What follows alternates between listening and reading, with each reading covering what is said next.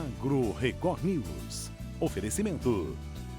Fungicida Queira da BASF. Sua lavoura merece um grande finale.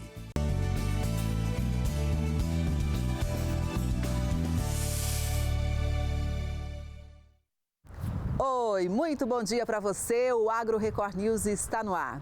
A produção brasileira de grãos na safra 2024-2025 deve chegar a 339,6 milhões de toneladas. E vários fatores contribuem para esse resultado. O 10º levantamento divulgado alguns dias pela Conab, a Companhia Nacional de Abastecimento, aponta um aumento na expectativa de produção de grãos da safra 2024-2025. O volume é estimado em 339 milhões e 600 mil toneladas, uma alta de 14,2% em relação à temporada passada. Para a companhia, o resultado reflete a combinação de fatores como clima favorável, ampliação da área plantada, maior investimento tecnológico e estímulo por políticas públicas. A área cultivada no Brasil registrou um aumento de 2,3%, com um total de 81,8 milhões de hectares nesta safra. A área de soja, principal cultura em expansão, cresceu 3,2%. A produção do grão deve ser de 169,5 milhões de toneladas, um avanço de 14,7% em relação à safra passada. Já o milho, somando as 3 safras, tem produção prevista de 132 milhões de toneladas, o que representa um crescimento de 14,3%. O arroz com colheita encerrada apresenta recuperação e deve alcançar 12,3 milhões de toneladas, alta de 16,5%. O feijão tem a produção total estimada em 3,15 milhões de toneladas, 1,3% inferior ao ciclo anterior, mas com bom desempenho na primeira safra, que cresceu 12,8%. O algodão tem produção prevista em 3,9 milhões de toneladas de pluma. O crescimento de 6,4% na produção reflete o aumento de 7,2% na área cultivada. Já o trigo, ainda em plantio em boa parte dos estados do sul, registra redução de 16,5% na área e expectativa de produção de 7,8 milhões de toneladas. A safra de citros já terminou e, apesar do baixo volume exportado de suco de laranja, a receita foi recorde. A safra 2024-2025 de citros no Brasil terminou oficialmente no mês passado. De acordo com dados do CPEA, um fato chama a atenção. O volume de suco de laranja exportado pelo país foi o menor da série histórica da SESEX, iniciada em 1997. Mas a receita com os embarques foi recorde. Dados compilados pela Citrus BR apontam que foram embarcadas 745.500 toneladas, uma queda de 21,7% em relação à temporada 2023-2024. A expectativa do setor é que a demanda internacional se restabeleça. Porém, com a estagnação do consumo e os efeitos ainda não definidos dos aumentos das tarifas pelo governo norte-americano, o mercado ainda está incerto.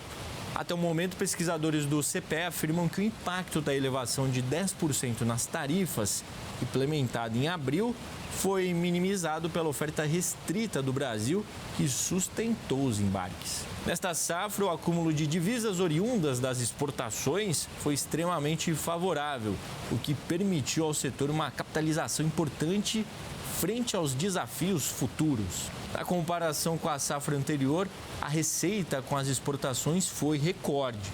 Cresceu 28,4%, totalizando 3 bilhões e 48 milhões de dólares. Goiás tem se destacado na produção de laranja. Um projeto do Instituto Federal, em parceria com a Emater, tem ajudado o pequeno citricultor. A laranja, que abastece tanto o mercado de mesa quanto a indústria de sucos, tem garantido uma safra de ótimos preços para os produtores. A cultura da laranja tem sido grande destaque para o estado de Goiás, com o decorrer de uma série histórica com o avanço de produção e produtividade. Quando a gente observa, então, os levantamentos de safra produzidos pelo IBGE, nós podemos ver nessa última safra um grande aumento em produtividade quando a gente compara com safras anteriores. Mas por trás da fruta doce tem muito trabalho técnico e orientação no campo. Em Goiás, um projeto do IF Goiano e da Emater tem mudado a realidade de pequenos e médios citricultores. A iniciativa leva conhecimento técnico, orientações sobre o manejo correto do pomar, além de práticas sustentáveis como irrigação controlada e poda direcionada. O IF Goiano Campos Morrinhos tem esse campo de pesquisa aqui justamente para a gente mostrar o quanto pode ser interessante e descobrir a adaptação desses cruzamentos aqui. E um dos situações interessantes que a gente promove é a divulgação, né? Mostrar para a comunidade que em Goiás é possível cultivar citros. Com apoio técnico, os agricultores recebem orientações desde o preparo do solo até a colheita. A atenção especial com a nutrição e o controle de doenças é o que faz diferença no bolso do produtor. Aqui no IF Goiano, em Morrinhos, os estudos da fruticultura já têm permitido com que produtores rurais possam investir e viabilizar o cultivo de diversas variedades de citros, o que tem permitido com que os produtores possam colher durante todo o ano e não apenas na época da safra. À medida que a gente vai fazendo acompanhamento aqui com o laranjal, com a tangerina e com a lima, a gente tem um espelhamento do que a gente vai viver no campo posteriormente. Então isso aqui é uma vida futura prática que a gente passa dentro do Instituto. A parceria entre instituições tem impacto direto na produção local.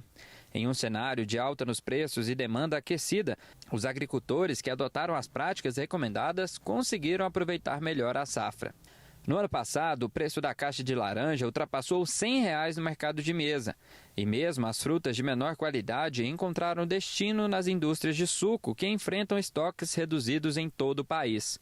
Com uma queda de mais de 27% na produção em estados como São Paulo e Minas Gerais, Goiás desponta como um importante polo citrícola. E a expectativa para a safra 2025-2026 é grande: suprir a demanda global e manter o ritmo de crescimento. A moagem de cana-de-açúcar caiu na segunda quinzena de junho na região Centro-Sul. Confira.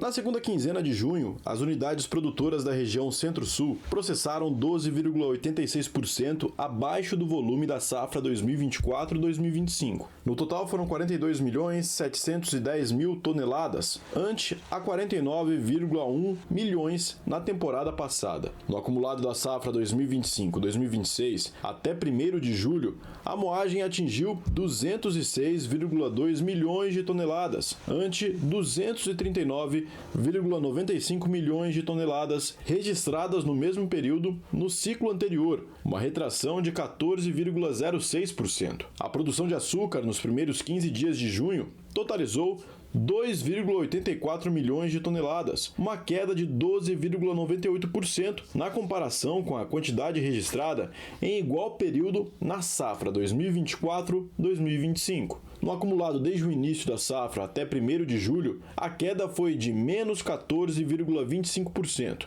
Na segunda metade de junho, a fabricação de etanol pelas unidades do Centro-Sul atingiu 1,92 bilhão de litros, sendo 1,17 bilhão de litros de etanol hidratado e 742,96 milhões de litros de etanol anidro, baixa de cerca de 17%.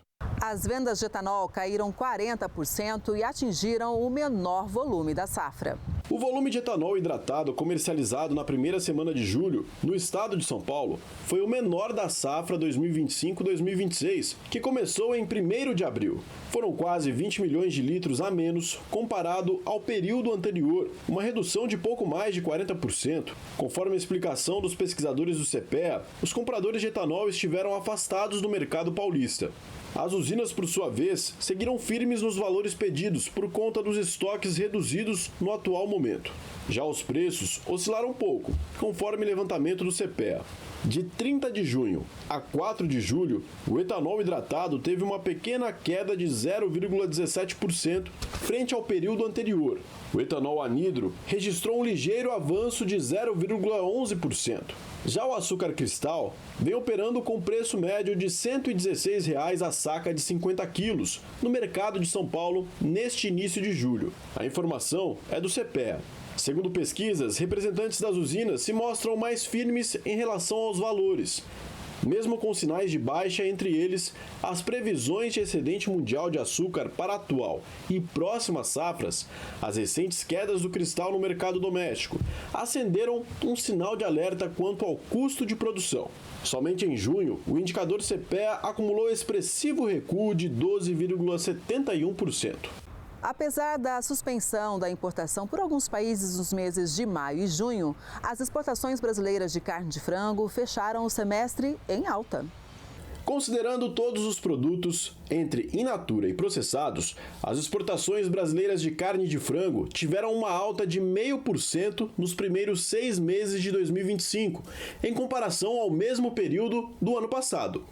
Ao todo, foram embarcadas 2.600.000 toneladas, de acordo com a Associação Brasileira de Proteína Animal, a ABPA. Em receita, a alta foi de 5%, com 4.871 milhões de dólares de saldo. Vale ressaltar que no mês de junho houve queda nas exportações. Os embarques foram 21,2% menor que no mesmo mês de 2024. E a receita registrou saldo 19,7% menor em relação ao mesmo período do ano passado.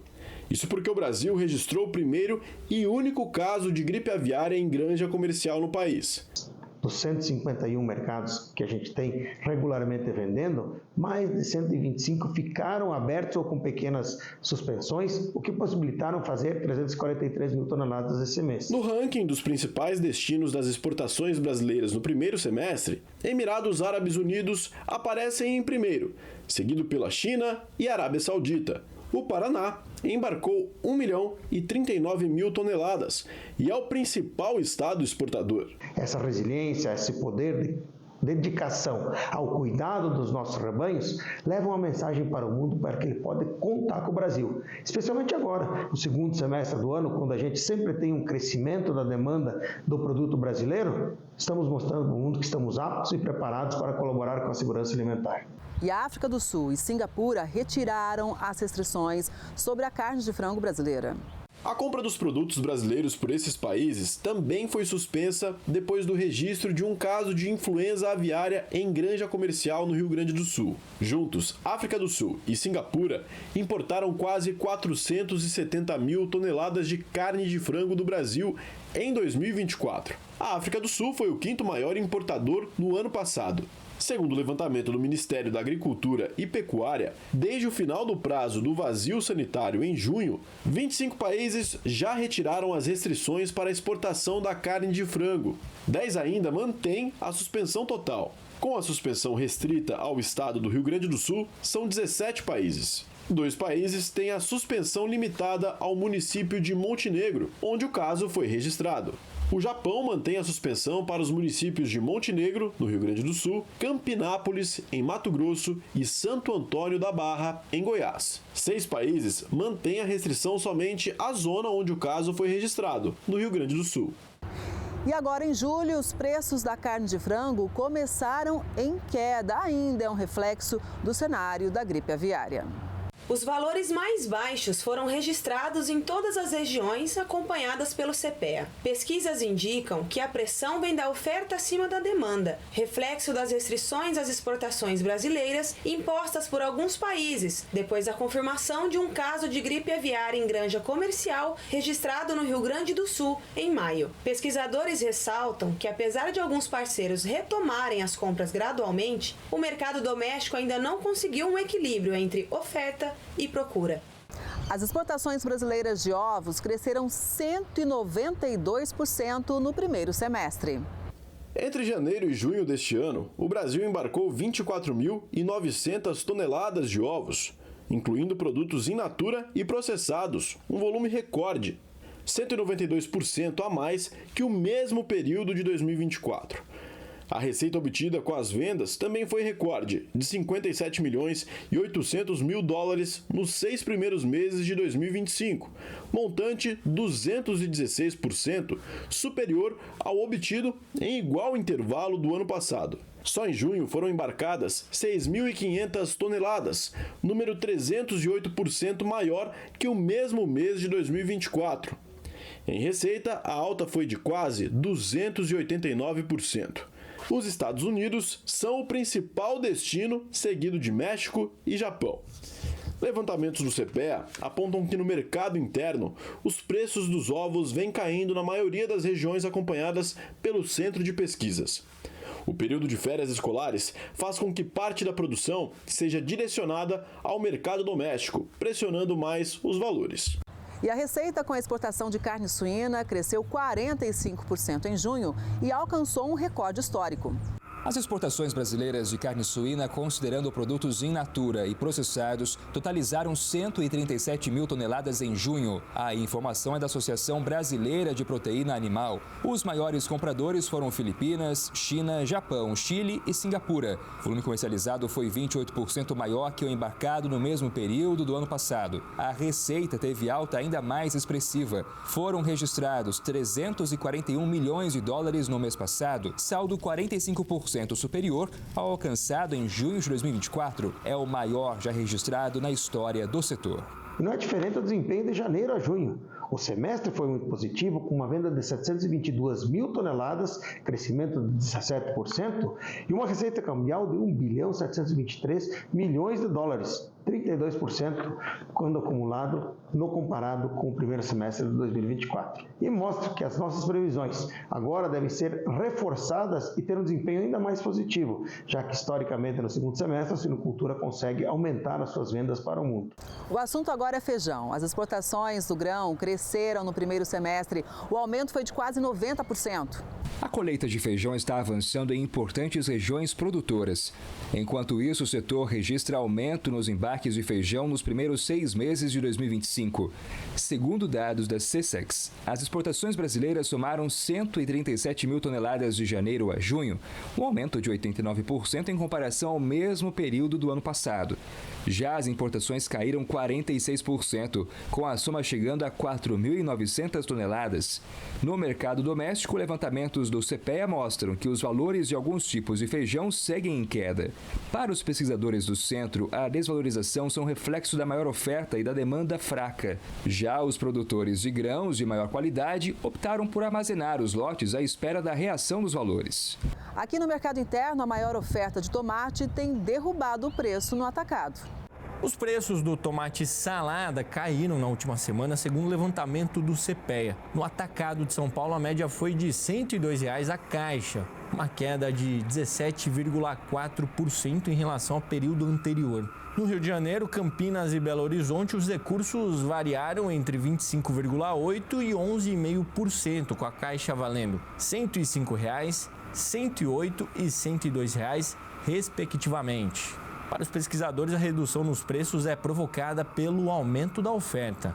As temperaturas um pouco mais altas nas regiões produtoras favoreceram a maturação do tomate, garantindo uma maior disponibilidade de frutos no mercado. Além disso, como o ciclo das plantas avança, naturalmente os frutos se formam mesmo que as condições de temperatura não sejam ideais. A região de Mogi Guaçu, em São Paulo, intensifica ofertas aos atacados neste mês, já que houve atraso em junho em função do frio que retardou a maturação. Araguari, em Minas Gerais, está em plena colheita da safra de inverno. A região de Linhares, no Espírito Santo, que começou a safra mês passado, já está intensificando a colheita também.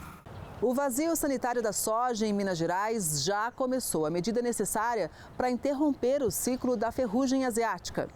O produtor precisa eliminar qualquer planta de soja viva, inclusive de beira de estrada e silos, pois assim evita que o fungo fique vivo no período entre safras. A Graciele, fiscal do IMA, faz a função mais vital nesse período e vai até as propriedades. O produtor preenche também o cadastro do vazio sanitário, disponível no site do IMA.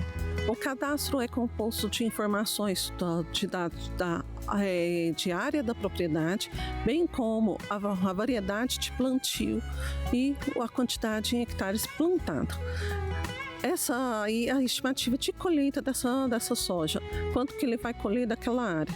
Esses dados são muito importantes para a gente ter um histórico de variedades resistentes e também da quantidade de produto que pode ser adquirido, principalmente em relação a agrotóxico, em relação de insumos agrícolas, para um levantamento de melhor qualidade para o produtor e para o município. Entre 2001 e 2003, a ferrugem avançou com apetite e velocidade nas propriedades de Mato Grosso do Sul, do Goiás, São Paulo, Minas Gerais e também pela região sul do país. Na época, produtores relataram perdas em torno de 20% na lavoura. E o combate através de fungicidas caros comprometeu 30% dos custos. O vento é o principal responsável por trazer de outros continentes os esporos da ferrugem asiática que acabam contaminando a lavoura de soja brasileira. Mas nesse caso, nessa viagem, ele chega aqui diluído, um pouquinho mais fraco. Por isso, o vazio sanitário fortalece as medidas para que a ferrugem asiática não acabe com a soja brasileira. Com esse vazio sanitário, a gente tem uma redução considerável da quantidade de esporos no ar. Por quê? Porque esse fungo ele só cresce em plantas de soja viva. Ele é altamente especializado em tecidos de soja, portanto, a ausência dessa cultura no campo durante esse período faz com que, durante esse período mínimo de 90 dias, o fungo vá ficar inviável, né? Esses esporos ficam inviáveis e morrem. Além do vazio sanitário, é imprescindível utilizar cultivares com resistência genética ao fungo. Também plantio no início do período liberado para a atividade, né? Logo após o vazio. Cultivares de ciclo precoce para evitar períodos de alta presença do fungo. O produtor é notificado a retirar todas as sojas que estão na área, certo? E caso ele não cumpra essa notificação, ele sofre penalidades administrativas de acordo com a legislação vigente, ou seja, ele pode receber um auto de infração. A produção de cacau no Brasil ficou estagnada agora no primeiro semestre. Confira os dados na reportagem. A gente vem acompanhando o aumento nos preços do chocolate com a queda na produção de cacau no mundo. Dados divulgados pela Associação Nacional das Indústrias Processadoras de Cacau, a AIPC, apontam que o volume de amêndoas recebidas pela indústria foi de 58.188 toneladas nos primeiros 6 meses deste ano, um recuo de 0,3% em relação ao mesmo período de 2024. Porém, na comparação com 2023, o resultado representa uma queda de quase 40%. A não recuperação da lavoura brasileira, mesmo com a alta de preço da amêndoa, é reflexo dos extremos climáticos, mas também de questões estruturais, como a falta de mão de obra e baixo investimento nas lavouras. A baixa oferta interna impactou a indústria processadora. A moagem no primeiro semestre deste ano foi de 97.904 toneladas, uma queda de 14,4% em relação a 2024 e de 22,6% na comparação com 2023. Esse é o pior desempenho dos últimos 9 anos. A retração da moagem não se dá apenas pela escassez de amêndoas. O alto custo da matéria-prima, o impacto nos preços derivados, também tem limitado a demanda do setor. De acordo com a entidade, os números do primeiro semestre de 2025 reforçam a preocupação com a estagnação da produção brasileira, mesmo diante de preços internacionais em alta e de um cenário favorável para investimentos na cadeia produtiva.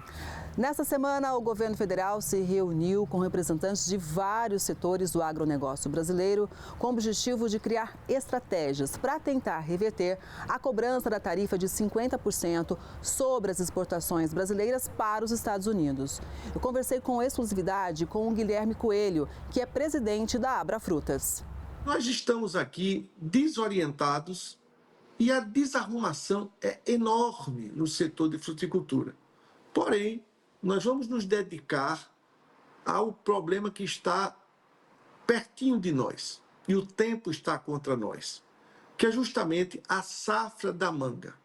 Eu estive terça-feira em Brasília, a convite do vice-presidente Geraldo Alckmin, que está coordenando com a classe produtiva e produtora do Brasil O que é que acontece com a gente, que nós todos estamos muito preocupados? É que a safra da manga para os Estados Unidos, ela já vem há anos. Isso é histórico. Ela começa na primeira semana de agosto e vai até meados de outubro, onde a gente exporta 2.500 contêineres. É uma operação de guerra, é uma operação onde a gente precisa se programar 6 meses antes. Precisa comprar todas as embalagens, as caixas, os pallets, que é aquele estrado de madeira onde fica aquele conjunto de caixas. Precisa reservar os contêineres nos navios para ter a vaga. Os importadores lá precisam se organizar para receber, para distribuir nos supermercados. Então, tudo isso está alinhado, tudo isso está organizado. E, com isso, esse 50% de tarifa fica inviável. É prejuízo para o produtor exportador de manga mandar sua fruta para os Estados Unidos. Se você me pedisse para, em uma palavra, definir toda a reunião, você acabou de dizer: o diálogo.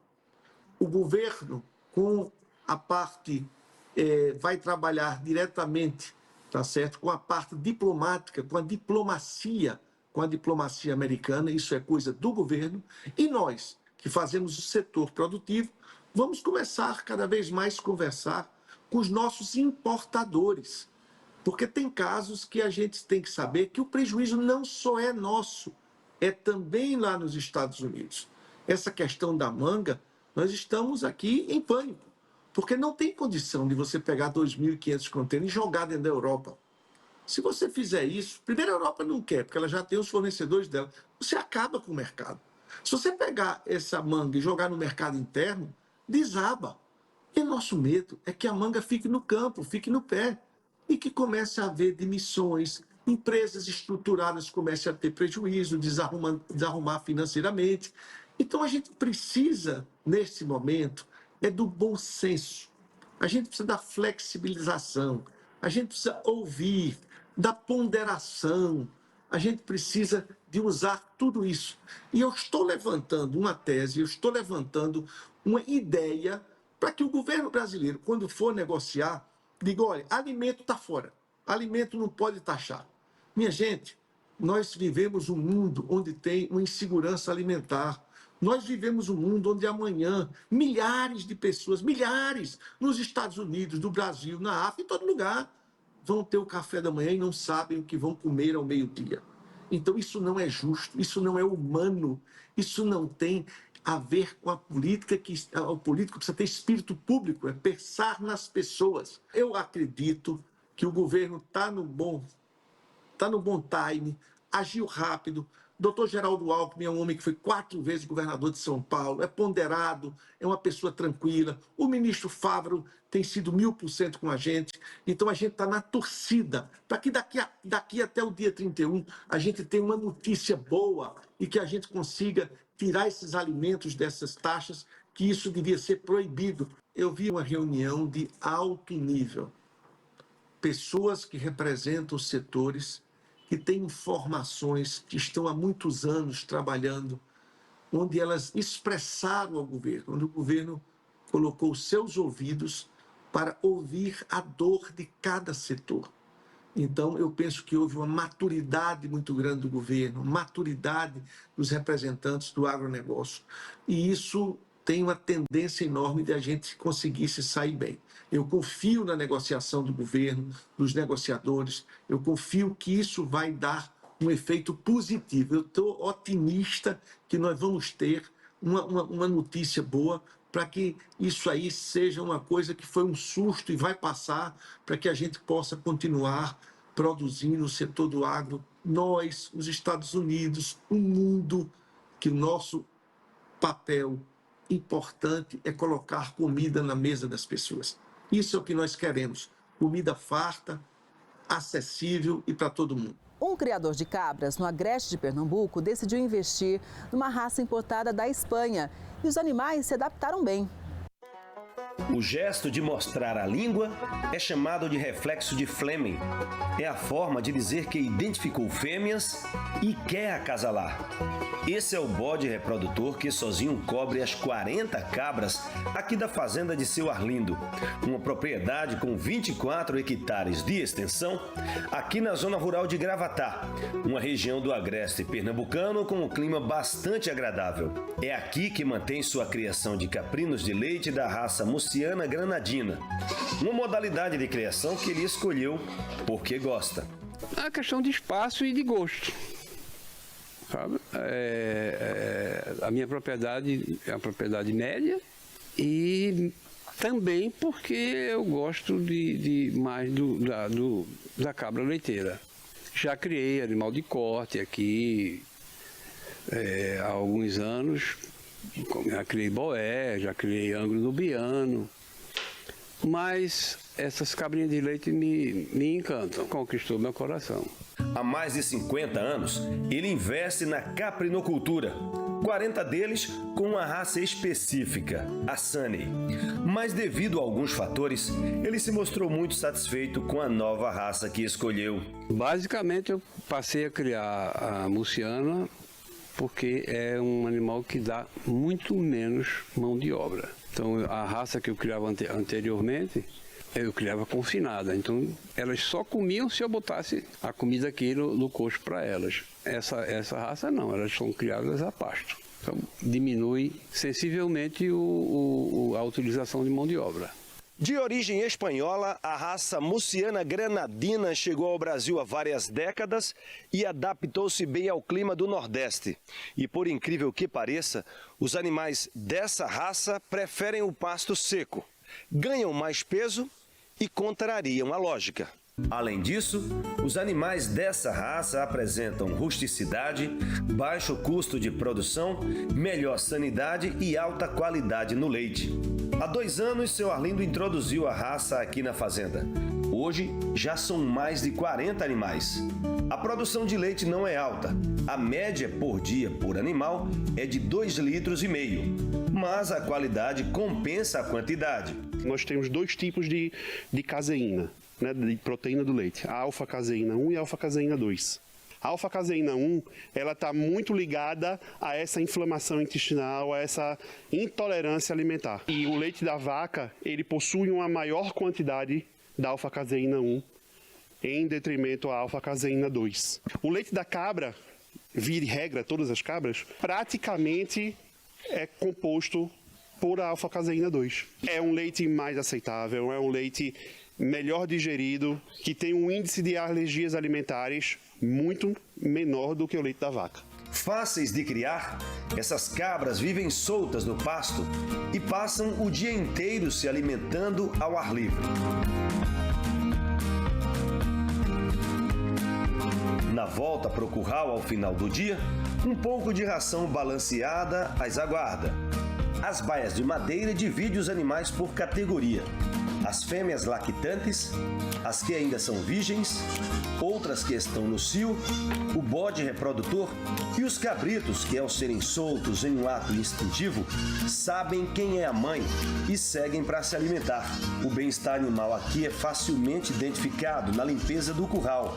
Área coberta, os coxos sempre limpos e o piso de madeira ripado com 1 metro de altura do chão, que por sua vez facilita a drenagem dos resíduos e mantém o ambiente limpo, seco e agradável.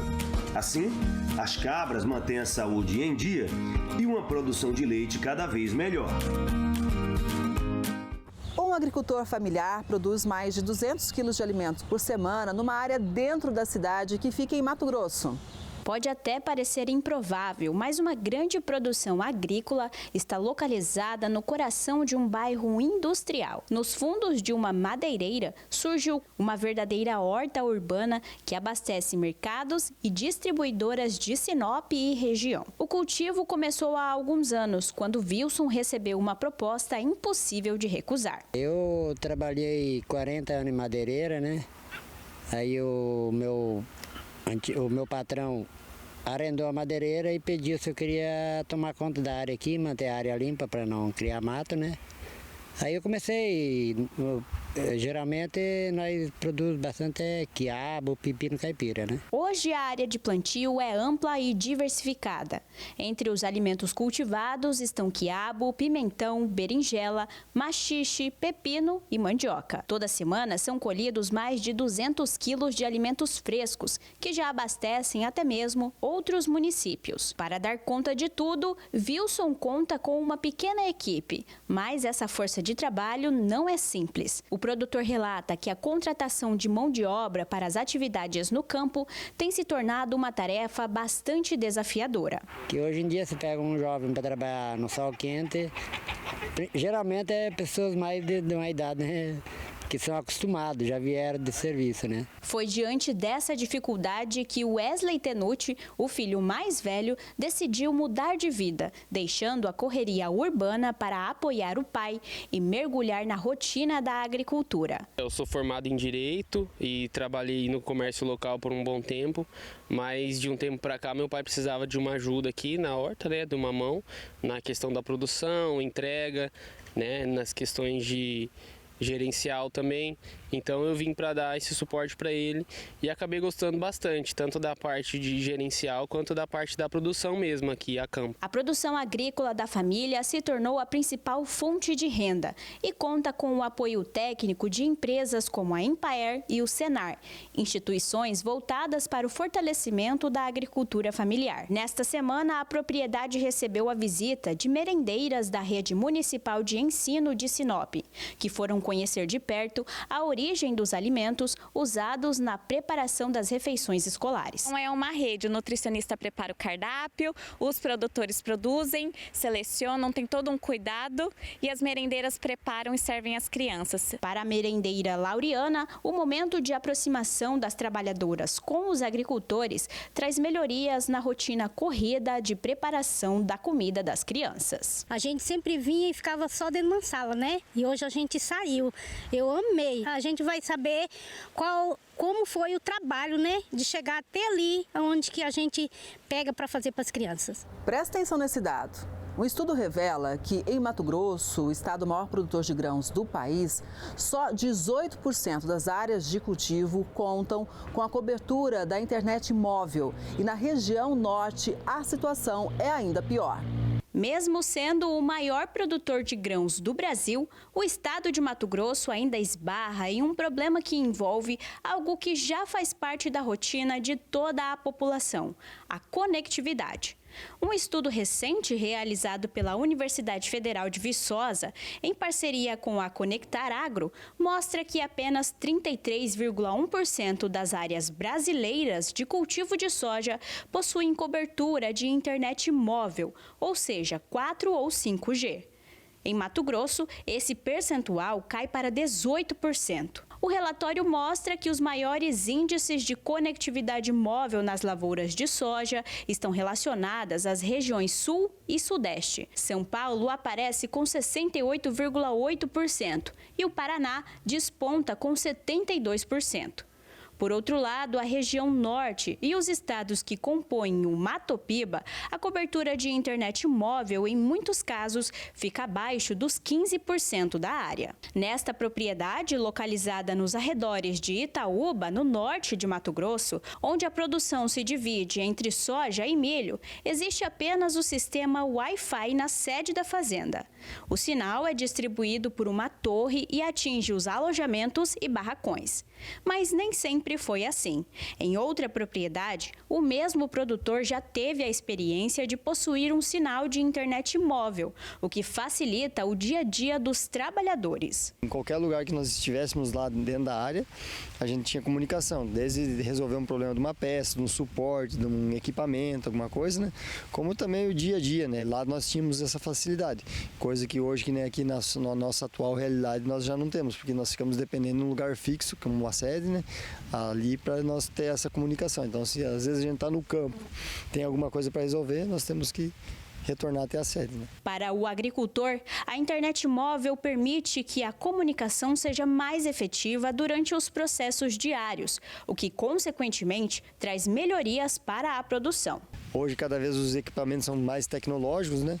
Então, assim, tu tem uma certa dependência da comunicação, tanto para resolver problemas, quanto para justamente tu trabalhar com esses equipamentos, né? Outro impasse causado pela falta de internet móvel é a dificuldade no momento de contratar novos funcionários. Com a conectividade crescendo cada dia mais, muitos candidatos desistem das vagas por falta de sinal de internet, mesmo quando há o sinal Wi-Fi em áreas determinadas da propriedade. Uma vez caiu uma torre aqui próxima aqui que fazia a repetição do sinal para a gente e a gente ficou 10 dias sem comunicação. E parece brincadeira, mas eu perdi funcionário por causa disso. Desses maleáveis flexíveis, assim, num determinado momento do trabalho ali, ou do dia, você dá a liberdade para a pessoa ir até um local que tem essa comunicação. Um robô promete acabar com o problema da escassez de mão de obra nas fazendas nos Estados Unidos. Ficou curioso? Então confira agora. Com câmeras, inteligência artificial e braços metálicos equipados com pequenas lâminas, o robô reconhece as fileiras de cultivo e remove apenas o que precisa ser removido, como ervas daninhas, por exemplo. Tudo isso sem usar uma gota de combustível e sem despejar químicos no solo. A missão da empresa é regenerar a terra com a robótica. Eles acreditam que a saúde das pessoas começa no solo e que a agricultura pode ser feita com tecnologia limpa. Os robôs, inclusive, desligam sozinhos quando escurece e voltam a trabalhar quando o sol nasce. Cada unidade custa aproximadamente $50 mil. A ideia é que os trabalhadores do campo passem a monitorar as máquinas, assumindo funções mais técnicas e menos exaustivas. Agora a gente mostra uma inovação dos pesquisadores da Unesp em São José do Rio Preto, no interior de São Paulo. Eles criaram um material bioenergético com alto valor de mercado. O Brasil é o segundo maior produtor de etanol do mundo. Entre 2024 e 2025, o volume produzido atingiu quase 40 bilhões de litros. Mas grande parte desse processo gera resíduos. Um deles é o óleo fússil, subproduto da fabricação do etanol. Foi pensando nesse desperdício que Gustavo e Maurício, pesquisadores do Laboratório de Pesquisa em Bioenergia da Unesp, iniciaram um estudo para reaproveitamento desse material. O nosso foco é transformar esse subproduto em compostos químicos que possam ser usados para a indústria química fina. Né? A indústria de transformação, ou seja, a indústria que vai produzir medicamentos, fármacos e cosméticos, plásticos. Então, o nosso foco é esse, é transformar um produto, um subproduto da indústria sucroalcooleira em um produto, em compostos de alto valor agregado. O reaproveitamento do óleo fússil é feito a partir de reações químicas variadas. Esse tipo de processo pode gerar impactos econômicos significativos, principalmente para os setores de bioenergia aqui na região. Nós introduzimos ele através de uma bomba especial num reator como esse. Dentro desse reator é feito umas transformações químicas, né? E a partir daí ele é retirado, uma parte é gasificado, como a gente pode ver aqui, e uma outra parte é coletada. Então a parte que nos interessa é essa parte que é coletada aqui. O mais importante é o impacto ambiental. Um material que seria descartado acaba sendo reaproveitado de forma econômica e sustentável. A ideia é que cada vez mais indústrias, principalmente da região, possam incorporar esse tipo de produção em seus processos. Uma vez que nós temos compostos ou compostos químicos, que são gerados aqui, que podem ser gerados em loco e com um custo bastante acessível e competitivo, essa matéria-prima de alto valor agregado e de preço relativamente baixo, ela pode atrair novas indústrias. Então a gente pode nuclear um polo industrial em torno das usinas sucroalcooleiras. É o que a gente chama hoje de biorefinaria, que é usar esses resíduos, usar essas moléculas para poder agregar valor e agregar nuclear novas funções em torno de usinas e de tipos de produtos que já estão estabelecidos. No laboratório da Unesp, pesquisas como essa têm mostrado que a ciência pode ir além da teoria. E com iniciativas assim, a universidade avança no desenvolvimento de soluções inovadoras para um futuro mais sustentável. A ideia de trabalhar com bioenergia é desenvolver novos materiais, novos combustíveis né, principalmente os biocombustíveis, e tudo isso utilizando material renovável. Então, é criar uma linha de produtos, uma linha de combustíveis independentes da petroquímica. Você aí, já ouviu falar de mula de patrão? Esse animal, que é bastante valorizado, é resultado de uma seleção genética. A Fazenda Cacimba do Gado possui 62 hectares de extensão e está localizada na zona rural de Bezerros, no agreste pernambucano. Embora tenha gado no nome, aqui só se cria jumentos. E não é qualquer jumento não, são animais selecionados da raça pega. Eles possuem características diferenciadas de jumentos crioulos, que são os mais comuns. As características morfológicas são percebidas na cabeça, pescoço, dorso e nas patas. Há 50 anos atrás não existia pega. Era jumento normal, jumento pé duro, jumento sertanejo. Hoje o pega chegou. E o pega deu uma evolução muito grande, porque deu tamanho, deu beleza. Vê a beleza que esse jumento tem, que essa jumentada tem. Uma posição de andar, a orelha lá em cima alta. Pescoço grande lançado, cabeça não é tão grande, mas é uma cabeça bonita, certo? Isso foi que deu essa melhoria. Além de um temperamento equilibrado, os jumentos pega são bons em marcha picada. A criação desses animais tem um objetivo específico aqui na fazenda: a produção de jumentos geneticamente selecionados, destinado à reprodução de muares, conhecidos também como burros ou mulas de patrão. Animais que apresentam andamento e morfologia mais interessantes a nível de mercado. Quando chega na hora de fazer o cruzamento com o cavalo, vai tirar um burro com a coisa mais linda do mundo, vai tirar um burro graúdo e tudo de andamento, que é isso que a gente precisa. Enquanto jumentos comuns algumas vezes são abandonados pelas ruas, os da raça pega podem custar até R$100 mil. Proprietário da fazenda e apaixonado por esses animais, Antônio Vildes Barbosa iniciou esse ofício há 26 anos e não abre mão de uma boa criação focada principalmente no bem-estar animal. Não admito bater. O animal, você tem que subir nele, ele tem que levar você. Jumento pega e mula boa, não precisa de espora nem de tabica. Precisa de guia, precisa de comando vocal. O burro e o jumento são de uma inteligência superior ao cavalo. Carolina é reprodutora e uma das queridinhas de seu Antônio. Ela mede 1,40 m de altura, enquanto que jumentos comuns não passam de 1,30 m. Os jumentos da raça pega são animais dóceis. A criação sem maus tratos ajuda a manter essa característica do animal. Paulo é o vaqueiro da fazenda e lida com os bichos há quase 20 anos. Eles entendem, a partir do momento que você começa a mexer com ele, falar com ele, vai lá descendo. Os comandos que você entende de falar com ele, vai comandando também, vai entendendo as pessoas.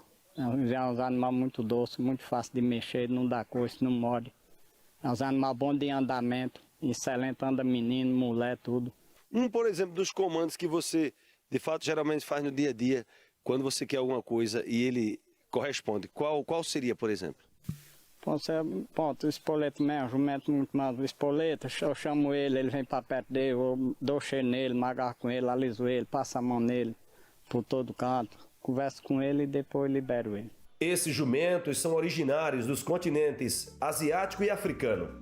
A pelagem clara e a cabeça quase toda branca é uma indicação de que a origem é asiática, enquanto que os de pelos marrons e mais escuros, com as patas listradas ou zebradas, indica a origem africana. Dos 50 animais da fazenda, 6 são garanhões que cobrem as 40 fêmeas. Os reprodutores, quando já estão prontos, são destinados ao cruzamento com éguas das raças manga larga machador ou quarto de milhas, para a produção de muares. Eles vivem em média 35 anos e mantêm a reprodução ativa até os 30.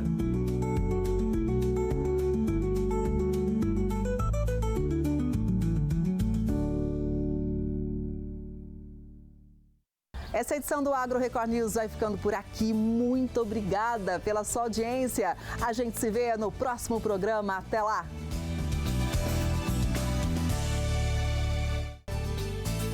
Agro Record News. Oferecimento. Fungicida Queira da BASF. Sua lavoura merece um grande finale.